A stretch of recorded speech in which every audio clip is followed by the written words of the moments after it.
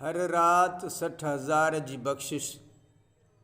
हज़रत सैयदना अब्दुल्लाह इब्न मसूद रज़ियल्लाहु ताला अन्हु खां रिवायत आहे त मकी मदनी सुल्तान रहमत आल म्यान सल्लल्लाहु अलैहि वसल्लम जो फरमान आहे, रमज़ान शरीफ़ जी हर रात आसमाननि में सुबुह सादिक ताईं हिकु मनादी ऐलान करण वारो ही निदा कंदो आहे, ऐं सुठाई घुरण वारा मुकमिल कर, यानी अल्लाह ताला जी अताअत जी तरफ़ अॻिते वध ऐं ख़ुशि थी वञ, ऐं शरीर शर खां रुकिजी वञ ऐं इबरत हासिल कर।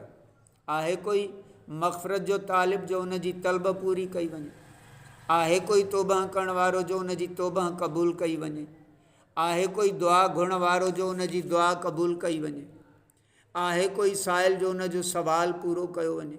अल्लाह ताला रमज़ानुल मुबारक जी हर रात में इफ़्तार जे वक़्तु 60,000 गुनाहगारनि खे दोज़ख मां आज़ादु फ़रमाईंदो आहे, ऐं ईद जे ॾींहुं सॼे महीने जे बराबरि गुनाहगारनि जी बख़्शिश कई वेंदी आहे।